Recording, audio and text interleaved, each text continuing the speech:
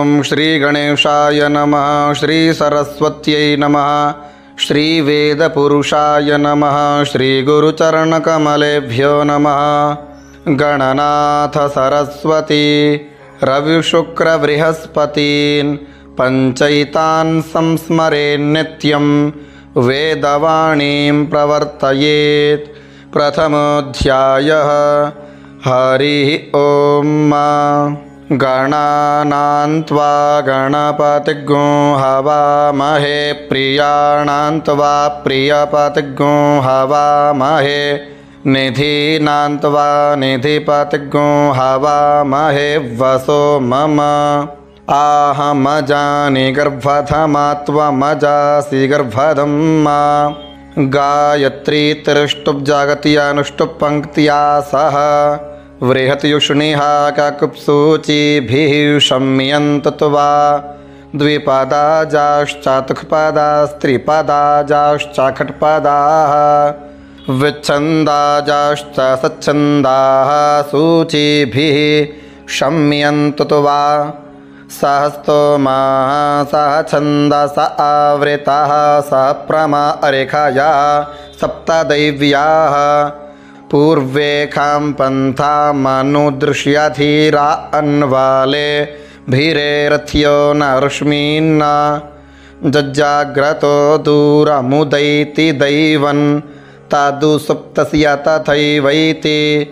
दूरङ्गमञ्ज्योतिखाञ्ज्योतिरे कन्तन्मे मनः शिवसङ्कल्पमस्तु।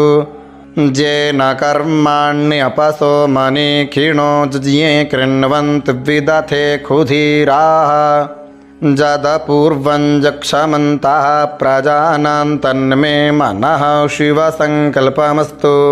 जत्प्रज्ञानमुत चेतो धृतुश्च ज्योतिरन्तरामृतं प्रजासु।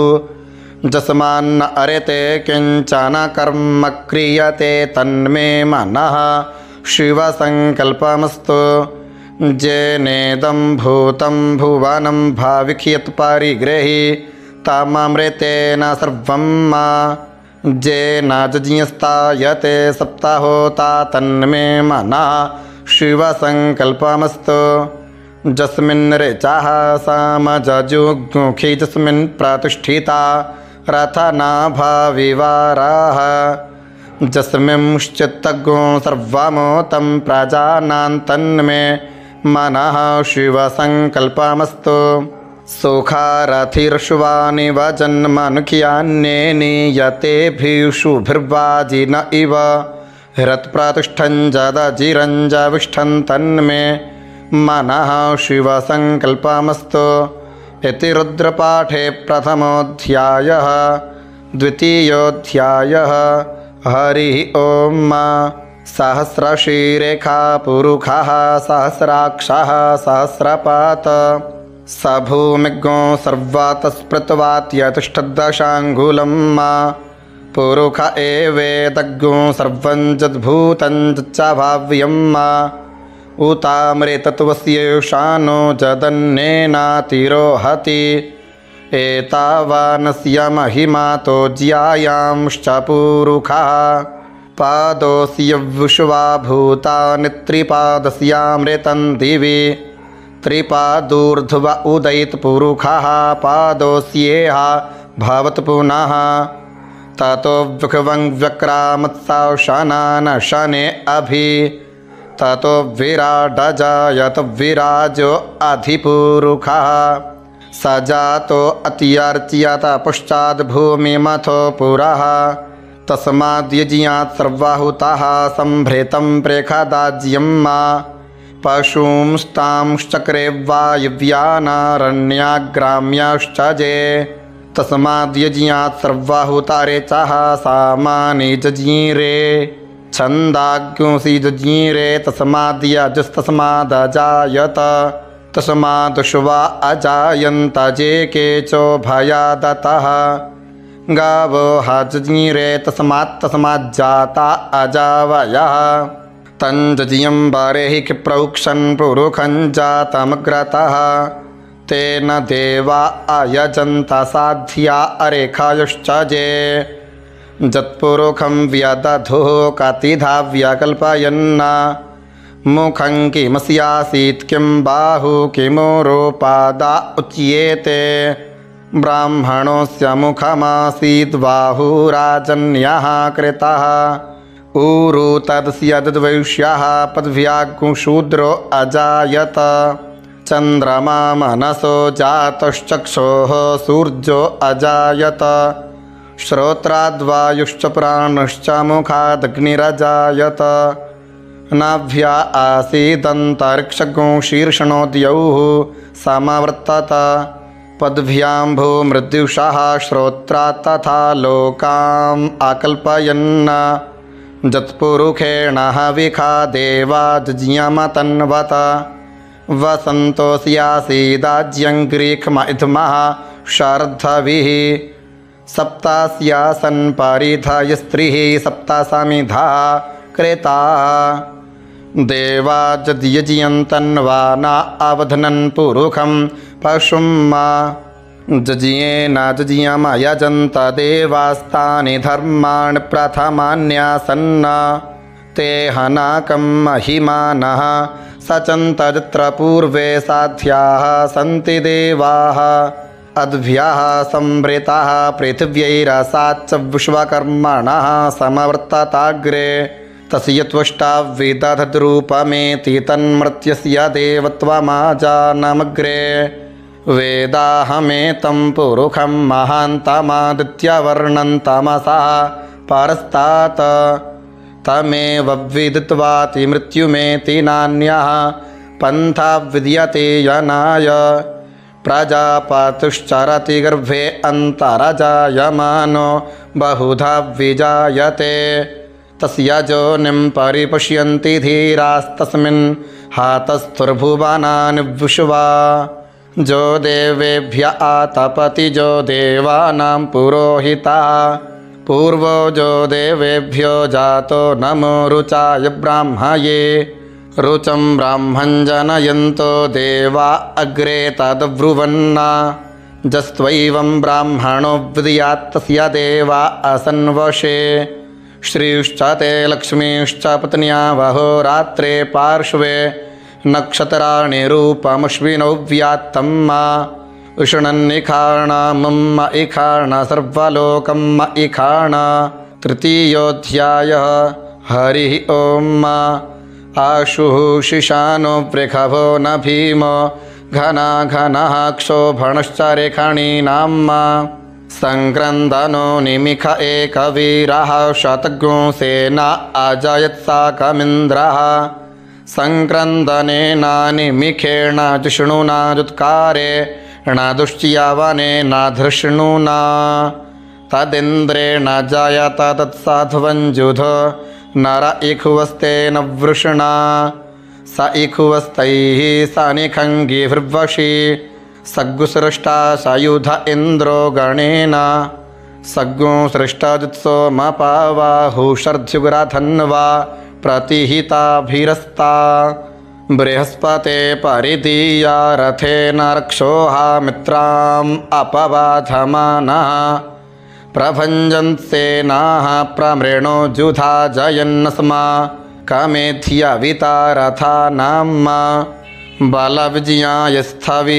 प्रवीरः सहस्वान्वाजी सहमान उग्रः अभिवीरो अभिसत्वा सहोजा जैत्रमिन्द्ररथमातिष्ठगोवित गोत्रभिदङ्गोविदं वज्रवाहुञ्जयन्तमजुमप्रमृणन्तमोजसा इमग्गो सजाता अनुवीरयुध्वमिन्द्रगो सखायो अनुसग्गोराभध्वम्मा अभिगोत्राणि सहसा गाहमानोदयो वीरः शतमन्युरिन्द्रः दुष्ट्यवनः प्रेतनाखाडयुध्योऽस्माकग्गो सेना अवत प्रयुत्सो इन्द्र आसान्नेता बृहस्पतिर्दक्षिणा जज्ञा पुर एतु सोमः देवसेनानामभिभञ्जतीनां जयन्तीनां मरुतो जन्त्वग्रम्मा इन्द्रस्य वृषणो वरुणस्य राज्य आदित्यानां मरुताग्गुषर्ध उग्रम्मा महामनसां भुवनच्यवानां घोषो देवानां जयतामुदस्थात् उद्धारेखाय मघवन्नायुधान्युत्सत्वानां मामकानां मनाग्गुंसि उद्वृत्राहन्वाजीनां वाजीनान्युद्रथानां जयतान् जन्तुघोखाः अस्माकमिन्द्राः समृते खुध्वजे खुस्माकञ्जा इखवस्ता जयन्तु अस्माकं वीरा उत्तरे भवन्तु स्माम् उदेवा अवताहवेखु अमीखाञ्चित्तं प्रतिलोभयन्ति गृहाणां गान्यपवे परेहि अभिप्रेहि निर्दाह हृत्सुशोकैरन्धेन मित्रास्तमसा सचन्ताम् अवसृष्टा परापतौ सर्वे ब्रह्मसगुंषिते गच्छा मित्रान् प्रपदि स्वमामीखां कञ्चनोच्छिखः प्रेता जयता नर इन्द्रो वः शर्म जुच्छतु उग्रा वः सन्तु वाहवो नाधृख्या जथा सथ असौ जासेन मरुतः परेखामभ्यैति न ओजसा स्पर्धमाना ताङ्गुहततमसा पव्रतेन जथामि अन्यो अन्यन्न जानन्न यत्र बाणाः सम्पतन्ति कुमाराव्युशिखा इव तन्न इन्द्रो बृहस्पतिरदितिः शर्म जुच्छतु विश्वाः शर्म जुच्छतु मर्माणि ते वर्मणाच्छादयामि सोमस्त्वा राजामृतेनानुवस्ताम्मा पुरोर्वरीयो वरुणस्ते कृणोतु जयन्तन्त्वा नु देवा मदन्तु इति रुद्रपाठे तृतीयोऽध्यायः। चतुर्थोऽध्यायः। हरिः ओम्। बिभ्राट् बृहत्पिबतु सौम्यं मध्वायुर्दाधाद्यज्ञपता वविहृतं वातजूतोजो अभिरक्षात्मना प्रजाः पुपोखपुरुधा विराजति उदत्यञ्जातवेदसं देवं वहन्ति केतवः दृशे विश्वाय सूर्यम् जेनापावकचक्षसा भुरण्यन्तं जनाम् अनु त्वं वरुण पुष्यसि दैव्यावध्वर्जु आगतज्ञो रथेन सूर्यत्वचा मध्वाज्ञो समञ्जाथे तं प्रतनाथायं वेनश्चित्रं देवानाम् तं प्रतनाथा पूर्वथा विश्वथे माथा ज्येष्ठतातिं बर्हि खद्गुस्वर्विदम् प्रतीचीनं व्रजानन्दो हसेथुनिमा शुञ्जयन्तमनुया सुवर्धसे अयं वेनश्चोदयत्पृश्निगर्भाज्यो त्रिजरायुरजसो विमाने इममपाग्गुसङ्गमे सूर्यस्य शिशुन् न विप्रामतिभिरिहन्ति चित्रं देवानामुदगादनीकं चक्षुर्मित्रस्य वरुणस्याग्नेः अप्राद्या वा पृथिवी अन्तरिक्षगो सूर्य आत्मा जगतस्तस्थुखश्च आन इडाभिर्विदथेषु शस्तिविश्वानरः सविता देव एतु अपि यथा जुबानो मत्सथानो विश्वं जगदभिपित्वे मनीखा जाददियाकच्चवृत्रहन्नुदगा अभिसूर्ज सर्वं तदिन्द्रते वशे ताराणिर्विश्वादारेशतो ज्योतिःक्रेदासि सूर्य विश्वमाभासिरोचनं तत्सूर्यस्य देवत्वं तन्महित्वं धिया कर्तोर्विततज्ञो सञ्जभार जदेदयुक्तः हरितः सदस्थादाद्रात्रिवासस्तनुते सीमस्मै तन्मित्रस्य वरुणस्याभिचक्षे सूर्यो रूपं कृणुतेद्यो रूपस्थे अनन्तमन्यदृशादस्य पाजाः कृष्णमन्यद्धरितः संभरन्ति वन्महाम् असि सूर्यवडादित्यमहाम् असि महस्ते सतो महिमा पनस्यतेद्धा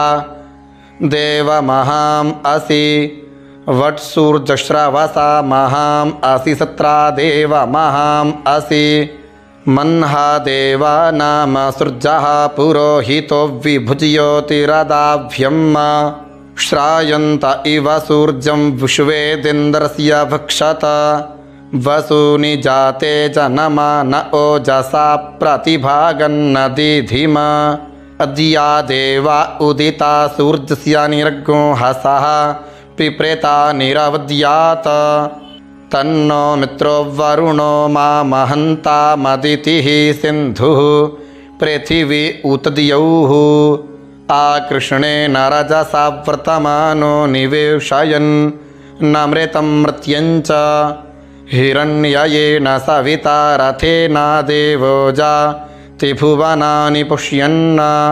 इति रुद्रपाठे चतुर्थोऽध्यायः। पंचमोऽध्यायः। हरिः ओम्। नमस्ते रुद्रमन्यव उतोत इखवे नमः बाहुभ्यामुत ते नमः जाते रुद्रशिवा तनूरघोरा पापकाशिनी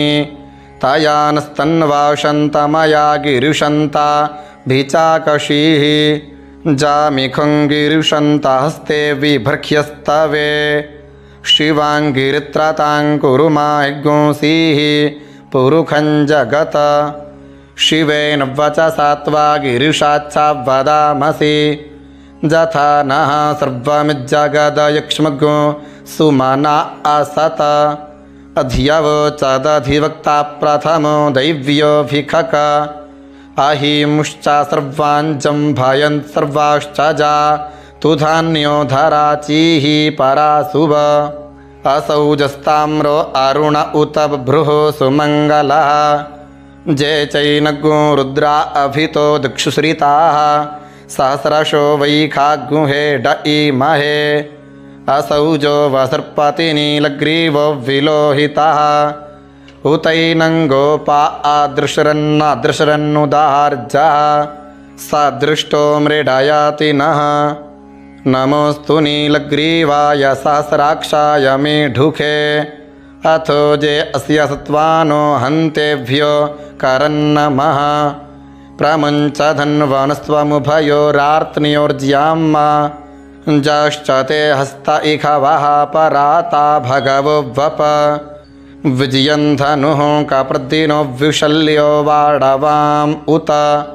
अनिषन्नस्य जा इखव आभूरस्य निखङ्गधिः जाते हेतिर्मीढुष्टमस्ते बभूवते धनु तयास्मान् विश्वातस्त्वमयक्ष्मया परिभुज परिते धन्वनो हेतिरस्मान् वृणक्तु विश्वतः अथो ज इखुदस्तवारे अस्मन्निधेहितं मा अवतत्यधनुष्वगो सहस्राक्षशते खुधे निशीर्जशल्यानां मुखा शिवो नः सुमना भव नमस्त आयुधायाना तताय धृष्णवे उभाभ्यामुत ते नमो बाहुभ्यां धन्वने मानो महान्तमुत मानो अर्भकं मान उक्षन्तमुत मान उक्षितं मानो वधीः पितरं मोत मातरं मानः प्रियास्तन्वो रुद्ररीरिखः मानस्तोके तनये मान आयुखि मानो गोघुमानो अश्वे खुरीरिखः मानो वीरान्नुद्रभामिनो वधीरेह विक्मन्तः सदमित्वा हवामहे नमो हिरण्यवाहवे सेनान्ये दिवशाञ्च पतये नमो नमो वृक्षेभ्यो हरिकेशेभ्यः पशूनां पतये नमो नमः शखपिञ्जरायुत्विखीमते पथीनां पतये नमो नमो हरिकेशायोपवीतिने पुष्टानां पतये नमो नमो बभ्लुषाय व्याधिनेन्नानां पतये नमो नमो भवस्य हेत्यै जगतां पतये नमो नमो रुद्राय ततायिने क्षेत्राणां पतये नमो नमः सूताय हन्त्यै वनानां पतये नमो नमो रोहिता यस्थपतये वृक्षाणां पतये नमो नमो भुवन्तये वारिवस्कृतायौखधीनां पतये नमो नमो मन्त्रिणे वाणिजाय कक्षाणां पतये नमो नम उच्चैर्घोषा याक्रन्दयते पत्तीनां पतये नमो नमः कृत्स्नाय तया धावते सत्त्वानां पतये नमो नमः सहमाना यन्व्याधिन अव्याधिनीनां पतये नमो नमो निखङ्गिणे ककुभायस्तेनानां पतये नमो नमो निचेरवे परिचरायारण्यानां पतये नमो नमो वञ्चते परिवञ्चते स्तायूनां पतये नमो नमो निखङ्गिण इखुधिमते तस्कराणां पतये नमो नमः श्रीकायुभ्यो जिघाग्गुंसद्भ्यो मुषणतां पतये नमो नमो श्रीमद्भ्यो नक्तञ्चारद्भ्यो विक्रेन्तानां पतये नमः नम उष्णे क्षीणे गिरिचराय कुलुञ्चानां पतये नमो नम इखुमद्भ्यो धन्वायुभ्यश्च वो नमो नम आतन्वानेभ्यः प्रतिदधानेभ्यश्च वो नमो नम आयच्छद्भ्योऽस्यद्भ्यश्च वो नमो नमो विसृजद्भ्यो विधियद्भ्यश्च वो नमो नमः स्वापद्भ्यो जाग्रद्भ्यश्च वो नमो नमः शयानेभ्य आसीनेभ्यश्च वो नमो नमस्तुष्ठद्भ्यो धावद्भ्यश्च वो नमो नमः सभाभ्यः सभापतिभ्यश्च वो नमो नमोश्वेभ्यो श्वपतिभ्यश्च वो नमो नम आव्याधिनीभ्यो विविधयन्तीभ्यश्च वो नमो नम उगणाभ्यस्त्रिगोहतिभ्यश्च वो नमो नमो गणेभ्यो गणपतिभ्यश्च वो नमो नमो व्रातेभ्यो व्रातापतिभ्यश्च वो नमो नमो गृत्सेभ्यो गृत्सापतिभ्यश्च वो नमो नमो विरूपेभ्यो पुष्परूपेभ्यश्च वो नमो नमः सेनाभ्यः सेनाभ्यश्च वो नमो नमो रथभ्यो अरथेभ्यश्च वो नमो नमः क्षत्रिभ्यः संग्रहीतृभ्यश्च वो नमो नमो महद्भ्यो अर्भकेभ्यश्च वो नमः नमस्तक्षभ्यो रथकारेभ्यश्च वो नमो नमः कुलालेभ्यः कर्मारेभ्यश्च वो नमो नमो निखादेभ्यः पुञ्जुष्ठेभ्यश्च वो नमो नमः श्वानभ्यो मृगभ्यश्च वो नमो नमः श्वभ्यः श्वपतिभ्यश्च वो नमो नमो भवाय च रुद्राय च नमः सर्वाय च पशुपतये च नमो नीलग्रीवाय च श्रुतिकण्ठाय च नमः कपर्दिने च वियुक्ताकेशाय च नमः सहस्राक्षाय च शतधन्वने च नमो गिरिशया य च शिपिविष्टाय च नमो मीढुष्टमाय चेखुमते च नमो ह्रस्वाय च वामनाय च नमो बृहते च वारिखीयसे च नमो वृद्धा य च सवृधे च नमो ग्रियाय च प्रथमाय च नम आशवे चाजिराय च नमः शीघ्रियाय च शीभ्याय च नम ऊर्म्याय च वस्वन्याय च नमो नादेयाय च द्वीप्याय च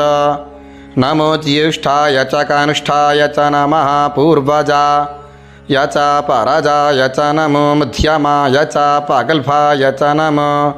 जघन्याय च बुधन्याय च नमः सोभ्याय च प्रतिसर्जाय च नमो जाम्याय च क्षेम्याय च नमः श्लोक्याय च वसान्याय च नम उर्व्रजाय च खल्याय च नमो वन्याय च कक्ष्याय च नमः श्रवाय च प्रातुश्रवाय च नम आशुखेणाय च शुरथाय च नमः शूराय च बभेदिने च नमो विल्मिने च कवचिने च नमो वर्मिणे च वरुथिने च नमः श्रुताय च श्रुतसेनाय च नमो दुन्दुभियाय च हनन्याय च नमो धृष्णवे च प्रमृषाय च नमो निखङ्गिणे च खुधिमते च नमस्तीक्ष्णे खवे च युधिने च नमः स्वायुधाय च सुधन्वने च नमः श्रुत्याय च पथ्याय च नमः काट्याय च नीप्याय च नमः कुल्याय च सरस्याय च नमो नादेयाय च वैशन्ताय च नमः कूप्याय च वट्याय च नमो विध्र्याय च तप्याय च नमो मेघ्याय च विद्युत्याय च नमो वर्ख्याय च वर्ख्याय च नमो वात्याय च रेक्ष्म्याय च नमो वास्तव्याय च वास्तुपाय च नमः सोमाय च रुद्राय च नमस्ताम्राय च रुणाय च नमः शङ्गवे च पशुपतये च नम उग्राय च भीमाय च नमोग्रे वधाय च दूरे वधाय च नमो हन्त्रे च हनीयसे च नमो वृक्षेभ्यो हरिकेशेभ्यो नमस्ताराय नमः शम्भवाय च मयो भवाय च नमः शङ्कराय च मयस्कराय च नमः शिवाय च शिवतराय च नमः पार्जाय च वार्जाय च नमः प्रतरणाय चोत्तरणाय च नमस्तीर्थ्याय च कूल्याय च नमः शुक्प्याय च फेन्याय च नमः सीकत्याय च प्रवास्याय च नमः किग्गुंशीलाय च क्षयणाय च नमः कप्रद्दिने च पुलस्तये च नम ईरिण्याय च प्रपथ्याय च नमो व्रज्याय च गोष्ठ्याय च नमस्तल्प्याय च गेह्याय च नमो हृदज्जाय च निवेक्ष्याय च नमः काट्याय च गह्वरेष्ठाय च नमः शुक्याय च हर्त्याय च नमः पाग्गुंसव्याय च रजस्याय च नमो लोप्याय चोलप्याय च नम ऊर्व्याय च सूर्व्याय च नमः पर्णाय च पर्णशदाय च नम उद्गुरमाणाय च भिघ्नते च नम आखिदते च प्रखिदते च नम इखुकृद्भ्यो धानुकृद्भ्यश्च वो नमो नमो वः किरिकेभ्यो देवा नाग्गो हृदयेभ्यो नमो विचिन्वत्केभ्यो नमो विक्षिणत्केभ्यो नम आनिरेहतेभ्यः द्रापे अन्धसस्पते दरिद्रनीललोहिता आसां प्रजानामेखां पशूनां मा भेर्मा रोङ्मोचनः किञ्चन ममत इमा रुद्राय तव सेकप्रदिने क्षयद्वीराय प्रभरामहे मतीः जथा शमसद्विपदे चतुःपदे विश्वं पुष्टं ग्रामे अस्मिन्ननातुरं मा जाते रुद्रशिवा तनोः शिवा विश्वाभेखजी शिवा ऋतस्य भेखजी तयानो मृडजीवसे परिणो रुद्रस्य हे त्रिव्रेणक्तु पारित्वेखस्य दुर्मतिरघायोः अवस्थिरा माघवद्भ्यस्तानुख्वमीढ्वस्तोकायतनयाय मृड मीढुष्टम शिवतम शिवो नः सुमना भव परमे वृक्ष आयुधन्निधाय कृत्तिं वसा न आचर पिनाकं बिभ्रदा गहि विकीर्द्रविलोहित नमस्ते अस्तु भगवः जास्ते सहस्रज्ञो हेतयोन्यमस्मन् निवपन्तु ताः सहस्राणि सहस्रशो बाह्वोस्तव हेतयः तासामीशानो भगवः पराचीना मुखाकृधि असङ्ख्याता सहस्राणि चे रुद्रा अधिभूम्यां मा ते खाग्गुसहस्रयोजने वधन्वानि तन्मसि अस्मिन्मत्यर्णवेन्तरिक्षे भवा अधि ते खाग्गुसहस्रयोजने वधन्वानि तन्मसि नीलग्रीवाः श्रुतिकण्ठादिवग्गो रुद्रा उपश्रिताः ते खाग्गुसहस्रयोजने वधन्वानि तन्मसि नीलग्रीवाः श्रुतिकण्ठाः श्रवा अधः क्षमाचराः ते खाग्गुसहस्रयोजने वधन्वानि तन्मसि जे वृक्षे खुशक्पिञ्जरा नीलग्रीवाविलोहिताः ते खाग्गुसहस्रयोजने वधन्वानि तन्मसि जे भूतानामधिपतयो विशिखासः कप्रद्दिनः ते खाग्गुसहस्रयोजने वधन्वानि तन्मसि जे पथां पथिरक्षय ऐलवृदा आयुर्जुधः ते खाग्गुसहस्रयोजने वधन्वानि तन्मसि जे तीर्थान् प्रचरन्ति श्रिकाहस्तानि खङ्गिणः ते खाग्गुसहस्रयोजने वधन्वानि तन्मसि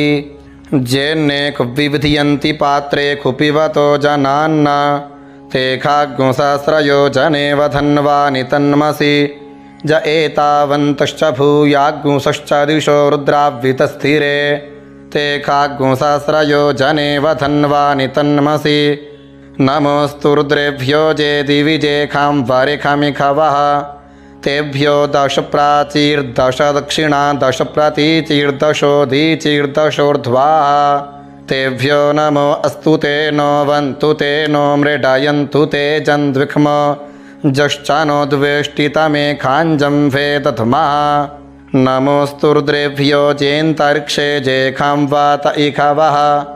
तेभ्यो 10 प्राचीर्दश दक्षिणा 10 प्रतीचीर्दशोदीचीर्दशोर्ध्वाः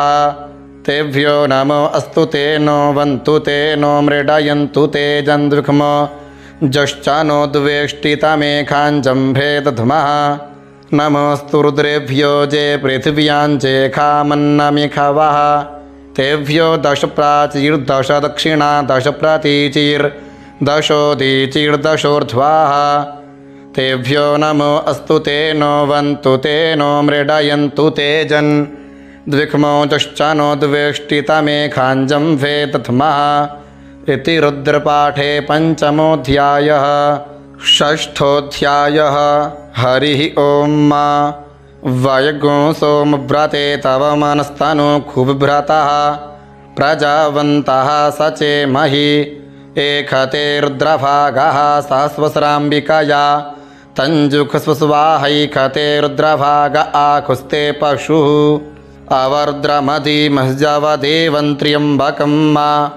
जथा नो वस्यसस्कर्द्यथा नः श्रेयसस्कर्द्यथा नो व्यवसाययात भेखजमसि भेखजङ्गविश्वाय पुरुखाय भेखजं मा सुखं मेखाय मेख्यै त्र्यम्बकं जजामहे सुगन्धिं पुष्टिवर्धनं मा उर्वारुकमिव बन्धनान् मृत्योर्मुक्षि यमामृतात् त्र्यम्बकं जजामहे सुगन्धिं पतिवेदनं मा उर्वारुकमिव बन्धनादितो मुक्षीयमामुतः एतत्ते रुद्रा वसन्तेन परो मुजवतोतिः अवततधन्वापि नाकावसः कृत्तिवासा अहिग्नो सन्नः शिवोतिः त्र्यायुखं जमदग्नेः कश्य पुष्य त्र्यायुखं मा जदेवे कुत्र्यायुखं तन्नो अस्तु त्र्यायुखं मा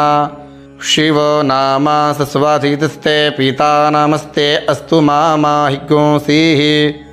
निवर्तयाम्यायुखेन्नाद्याय प्रजननाय रा यस्पोखाय सुप्रजास्तवाय सुवीर्जाय इति रुद्रपाठे षष्ठोऽध्यायः। सप्तमोऽध्यायः। हरिः ओं मा उग्रश्च भीमश्च धुवान्तश्च धूनुश्च सासह्वांश्च वियुग्वाच विक्षिपः स्वाहा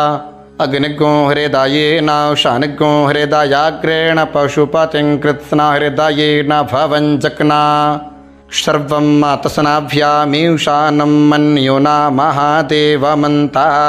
पार्श्व्येनोग्रं देवं वनिष्ठुना वसिष्ठः नुः शृङ्गीनिकोश्याभ्यां मा उग्रं लोहितेन मित्रगो सौव्रत्येन रुद्रं दौर्व्रत्येनेन्द्रं प्रक्रीडेन मरुतो बलेन साध्यान् प्रमुदा भवस्या कण्ठ्यगो रुद्रस्यान्तः पार्श्व्यं महादेवस्य जाकृत्सर्वस्य वनिष्ठो पशुपतेः पुरी तत लोमभ्यः स्वाहा लोमभ्यः स्वाहा त्वचे स्वाहा लोहिताय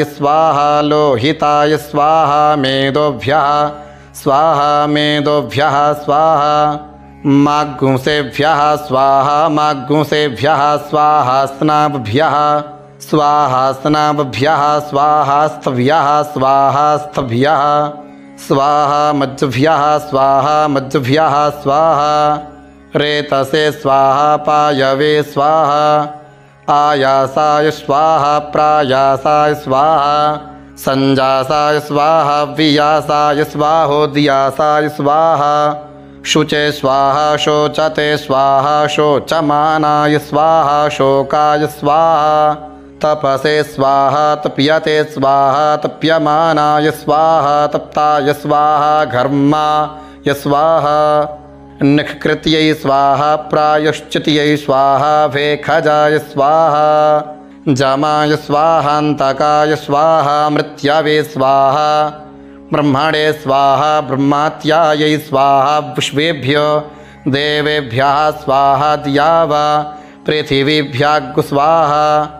इति रुद्रपाठे सप्तमोऽध्यायः। अष्टमोऽध्यायः। हरिः ओम। वादुश्च मे प्रसवश्च मे प्रयतुश्च मे प्रसीदुश्च मे थीतुश्च मे क्रतुश्च मे स्वरश्च मे श्लोकश्च मे श्रवश्च मे श्रुतुश्च मे ज्योतिश्च मे स्वश्च मे जुज्येन कल्पन्तां। प्राणुश्च मे पानुश्च मे व्यानुश्च मे सुश्च मे चित्तञ्च आधीतञ्च मे वाक्च मे मनुश्च मे चक्षुश्च मे श्रोत्रञ्च मे दक्षश्च मे बलञ्च मे जुज्येन कल्पन्तां। ओजश्च मे साश्च म आत्मा च मे तनुश्च मे शर्म च मे वर्म च मेऽङ्गा निच मे स्थेनि च मे परुगुखि च मे शरीराणि च म आयुश्च मे जरा च मे जुज्येन कल्पन्तां। ज्येष्ठ्यञ्च म आधिपत्यञ्च मे मन्युश्च मे भामश्च मे मश्च मे भश्च मे जेमा च मे महिमा च मे वरिमा च मे प्रथिमा च मे वरेखिमा च मे द्राघिमा च मे वृद्धं च मे वृद्धुश्च मे जुज्येन कल्पन्तां। सत्यं च मे श्रद्धा च मे जगच्च मे धनं च मे विश्वं च मे महश्च मे क्रीडा च मे मोदश्च मे जातं च मे जनिष्यमाणं च मे सूक्तं च मे सुकृतं च मे जुज्येन कल्पन्तां। ऋतं च मे मृतं च मे यक्ष्मं च मे नामच्च मे जीवातुश्च मे दीर्घायुत्वं च मे नामित्रं च मे भयं च मे सुखं च मे शयनं च मे सुखाश्च मे सुदिनं च मे जुज्येन कल्पन्तां। जन्ता च मे धर्ता च मे क्षेमश्च मे धृतुश्च मे विश्वं च मे महश्च मे संविच्च मे ज्ञात्रं च मे सुश्च मे प्रसूश्च मे क्षीरञ्च मे लश्च मे जुज्येन कल्पन्तां। शञ्च मे मयश्च मे प्रियं शञ्च मे मयश्च मे प्रियञ्च मे नुकामश्च मे कामश्च मे सौ मनसश्च मे भगश्च मे द्रविणञ्च मे भद्रञ्च मे श्रेयश्च मे वसीयश्च मे जशश्च मे जुज्येन कल्पन्तां। ऊर्क्ष मे सुनृता च मे पायुश्च मे रसश्च मे घृतञ्च मे मधु च मे सग्धुश्च मे सपीतुश्च मे कृखश्च मे वृष्टिश्च मे जैत्रञ्च म औदभिद्यञ्च मे जुज्येन कल्पन्तां। रयुश्च मे रायुश्च मे पुष्टञ्च मे पुष्टुश्च मे विभुच मे प्रभुच मे पूर्णञ्च मे पूर्णतरञ्च मे कुयवञ्च मे क्षितञ्च मे नञ्च मे क्षुच्च मे जुज्येन कल्पन्तां। वित्तञ्च मे वेद्यञ्च मे भूतञ्च मे भविष्यच्च मे सुगञ्च मे सुपथ्यन् च म अर्धञ्च म अर्धुश्च मे कदृप्तञ्च मे कदृप्तुश्च मे मातुश्च मे सुमातुश्च मे जुज्येन कल्पन्तां। व्रीहयश्च मे जवाश्च मे माखाश्च मे तिलाश्च मे मुद्गाश्च मे खल्वाश्च मे प्रियङ्गवश्च मे नमश्च मे श्यामाकाश्च मे नीवा राश्च मे गोधूमाश्च मे मसूराश्च मे जुज्येन कल्पन्तां। अश्मा च मे मृत्तिका च मे गिरश्च मे पर्वताश्च मे सिकताश्च मे वनस्पतयश्च मे हिरण्यञ्च मे यश्च मे श्यामञ्च मे लोहञ्च मे सीसञ्च मे त्रपुच मे जुज्येन कल्पन्तां। अग्निश्च म आपश्च मे विरुधश्च म ओखदयश्च मे कृष्टपत्याश्च मे कृष्टपत्याश्च मे ग्राम्याश्च मे पशव आरण्याश्च मे वित्तञ्च मे वित्तुश्च मे भूतञ्च मे भूतुश्च मे जुज्येन कल्पन्तां। वसु च मे वसतश्च मे कर्म च मे शक्तिश्च मे अर्थश्च म एमश्च म इतिया च मे गतिश्च मे जुज्येन कल्पन्तां। अग्निश्च म इन्द्रश्च मे सोमश्च म इन्द्रश्च मे सविता च म इन्द्रश्च मे सरस्वती च म इन्द्रश्च मे पूखा च म इन्द्रश्च मे बृहस्पतिश्च म इन्द्रश्च मे जुज्येन कल्पन्तां। मित्रश्च म इन्द्रश्च मे वरुणश्च म इन्द्रश्च मे धाता च म इन्द्रश्च मे त्वष्टा च म इन्द्रश्च मे मारुतश्च म इन्द्रश्च मे विश्वे च मे देवा इन्द्रश्च मे जुज्येन कल्पन्तां। पृथिवी च म इन्द्रश्च मेऽन्तरिक्षं च म इन्द्रश्च मे दियौश्च म इन्द्रश्च मे समाश्च म इन्द्रश्च मे नक्षत्राणि च म इन्द्रश्च मे दिशश्च म इन्द्रश्च मे जुज्येन कल्पन्तां। अग्गुंशुश्च मे रश्मिश्च मे दाभ्यश्च मे धीपतिश्च म उपागुंशुश्च मेऽन्तर्जा मश्च म ऐन्द्रावायवश्च मे मैत्रा वरुणश्च म आश्विनश्च मे प्रतिप्रस्था नश्च मे शुक्रश्च मे मंथी च मे जज्ञेन कल्पन्ताम् आग्रयणश्च मे वैश्वादेवश्च मे ध्रुवश्च मे वैश्वा नरश्च म ऐन्द्राग्नश्च मे महावैश्वदेवश्च मे मर्त्वतीयाश्च मे निखकेवल्यश्च मे सावित्रश्च मे सारस्वतश्च मे पात्नीवतश्च मे हार्य जनश्च मे जज्ञेन कल्पन्ताम्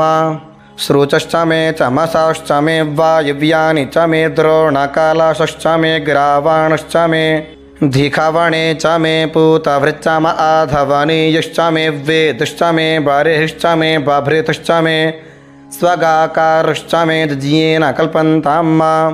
अग्निश्च मे घर्मश्च मेर्कश्च मे सूर्यश्च मे प्राणश्च मे विश्वमेधश्च मे पृथिवी च मे दीतिश्च मे दियौश्च मेऽङ्गुलायाः शुकवारयो दिशश्च मे जज्ञेन कल्पन्ताम् व्रतञ्च म अरितवश्च मे तपश्च मे संवत्सरश्च मे होरात्रे ऊर्ध्वष्ठीवे बृहद्रथन्तरे च मे जज्ञेन कल्पन्ताम् एका च मे तिस्रश्च मे पञ्च च मे सप्त च मे नव च म एका दश च म एकादश च मे त्रयोदश च मे पञ्चदश च मे पंचदश च मे सप्तदश च मे नवदश च मे नवदश च म एकविंशतिश्च मे त्रयोविंशतिश्च मे त्रयोविंशतिश्च मे पञ्चविंशतिश्च मे पंचविंशतिश्च मे सप्तविंशतिश्च मे नवविंशतिश्च मे नवविंशतिश्च म एकत्रिंशच्च मे त्रयस्त्रिंशच्च मे जज्ञेन कल्पन्ताम् चतुस्रश्च मे अष्टौ च मे द्वादश च मे दश च मे विंशतिश्च मे चतुर्विंशतिश्च मे अष्टाविंशतिश्च मे द्वात्रिंशच्च मे षट्त्रिंशच्च मे चत्वारिंशच्च मे चतुश्चत्वारिंशच्च मे अष्टाचत्वारिंशच्च मे जज्ञेन कल्पन्ताम् त्रयोविश्च मे द्वितीयवार्च मे द्वितीयौहि च मे पञ्चाविश्च मे त्रिवत्सश्च मे त्रिवत्सा च मे तृतीयवार्च मे तृतीयौहि च मे जज्ञेन कल्पन्ताम् पष्ठवार्च मे पष्ठौहि च म उक्षा च मे वशा च म अरेखवश्च मे वेहच्च मे नडवांश्च मे धेनुश्च मे जज्ञेन कल्पन्ताम् वाजाय स्वाहा प्रसवाय स्वाहा पिजाय स्वाहा क्रतवे स्वाहा वसवे स्वाहा हर्पतये स्वाहा हेमग्धाय स्वाहा मुग्धाय वै नग्गो क्षीणाय स्वाहा विनग्गो क्षीणान्त्यायनाय स्वाहान्त्याय भुवनाय स्वाहा भुवनस्य पतये स्वाहाधिपतये स्वाहा प्रजापतये स्वाहा इयन्तेरान्मित्राय जन्तासि जमन ऊर्जे त्वा वृष्ट्यै त्वा प्रजानां त्वाधिपत्याय आयुर्जज्ञेन कल्पतां प्राणो जज्ञेन कल्पतां चक्षुर्जज्ञेन कल्पता कुश्रोत्रं जज्ञेन कल्पतां वाक्जज्ञेन कल्पतां मनो जज्ञेन कल्पतामात्मा जज्ञेन कल्पतां ब्रह्मा जज्ञेन कल्पतां ज्योतिर्जज्ञेन कल्पता गुस्वर्जज्ञेन कल्पतां पृष्ठन् जज्ञेन कल्पतां जज्ञेन कल्पतां स्तोमश्च जजुश्च अर्क्षसाम च वृहच्च रथन्तरञ्च स्वर्देवा अगन्मामृता अभूम प्रजापतेः प्रजा अभूमवेट् स्वाहा इति रुद्रपाठे अष्टमोऽध्यायः। शान्त्यध्यायः। हरिः ओम्। ऋचं वाचं प्रपद्ये मनो जजुः प्रपद्ये साम प्राणं प्रपद्ये चक्षुः श्रोत्रं प्रपद्ये वागोजः सहौजो मय प्राणापानौ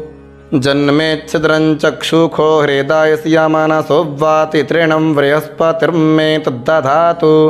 शन्नो भवतु भुवनस्य जुष्पतिः भूर्भुवः स्वः।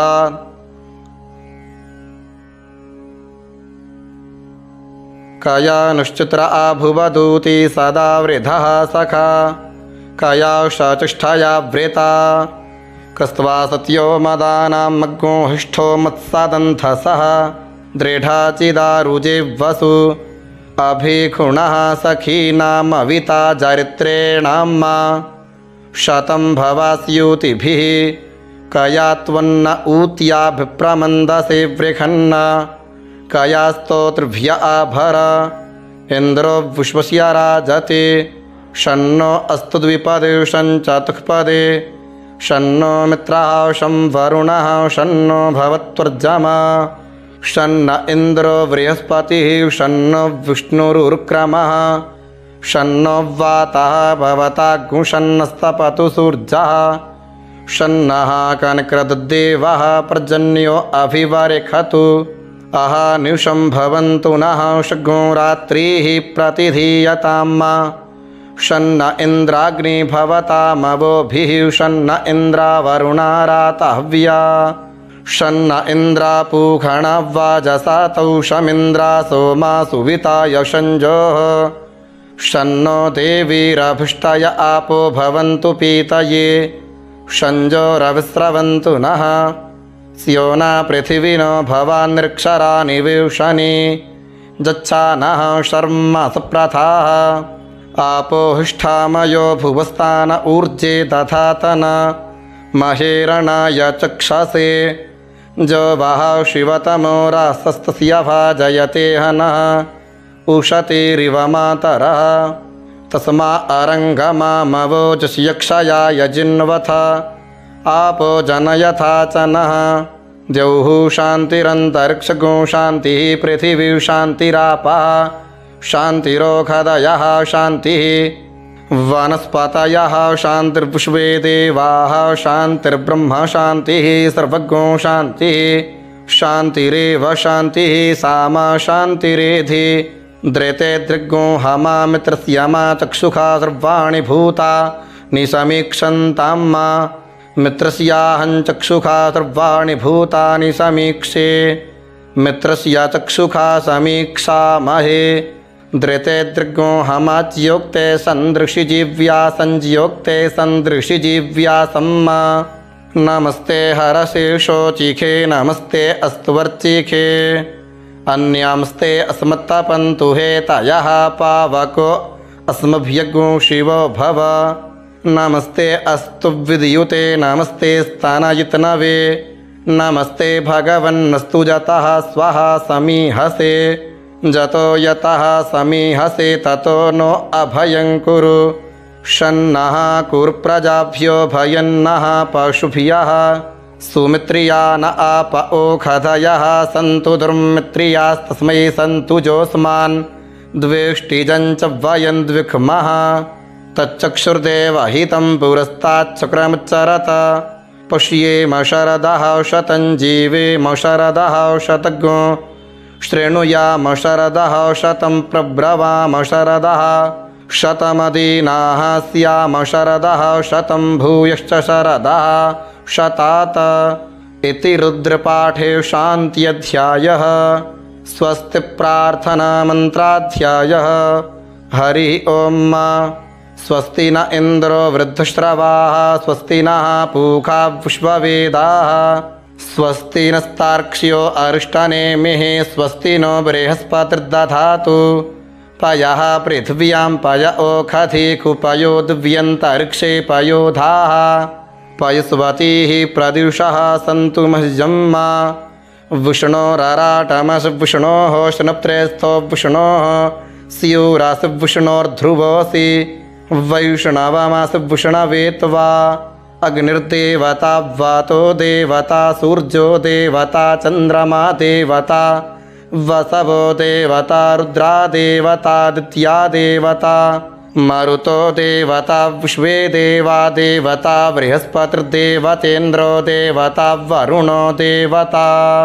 सद्यो जातं प्रपद्यामि सद्यो जाताय वै नमो नमः भवे भवे नाति भवे भवस्व मां भवोद्भवाय नमः वामदेवाय नमो ज्येष्ठाय नमः श्रेष्ठाय नमो रुद्राय नमः कालाय नमः कलविकर्णाय नमो बलविकर्णाय नमो बलाय नमो बलप्रमथनाय नमः सर्वभूतदमनाय नमो मनोन्मनाय नमः अघोरेभ्योऽथ घोरेभ्यो घोरघोरतरेभ्यः सर्वेभ्यः सर्वशर्वेभ्यो नमस्ते अस्तु रुद्ररूपेभ्यः तत्पुरुषाय विद्महे महादेवाय धीमहि तन्नो रुद्रः प्रचोदयात् ईशानः सर्वविद्यानामीश्वरः सर्वभूतानां ब्रह्माधिपतिर्ब्रह्मणोऽधिपतिर्ब्रह्मा शिवो मे अस्तु सदा शिवों शिवो नामास्तु सुवाधितस्ते पिता नमस्ते अस्तु माहिगोऽसीः निवर्तयाम्यायुखेन्नाद्याय प्रजननाय रायस्पोखाय सुप्रजास्त्वा यसुवीर्जाय विश्वानि देव सवितृदुरितानि परासुव जद्भद्रन्तन्न आसुव द्यौः शान्तिरन्तरिक्षगो शान्तिः पृथिवी शान्तिरापः शान्तिरोषधयः शान्तिः वनस्पतयः शान्तिर्विश्वे देवाः शान्तिर्ब्रह्म शान्तिः सर्वगो शान्तिः शान्तिरेव शान्तिः सामा शान्तिरेधि सर्वेखां वा एकवेदानाग्निरासोजत्सामा सर्वेखामेवैनामेतद्वेदानाग्निरासेनाभिखिञ्चति ॐ शान्ति शान्ति शान्तिः सुशान्तिर्भवतु सर्वारिष्टशान्तिर्भवतु इति स्वस्ति प्रार्थना मन्त्राध्यायः इति रुद्राष्टाध्यायी समाप्ता।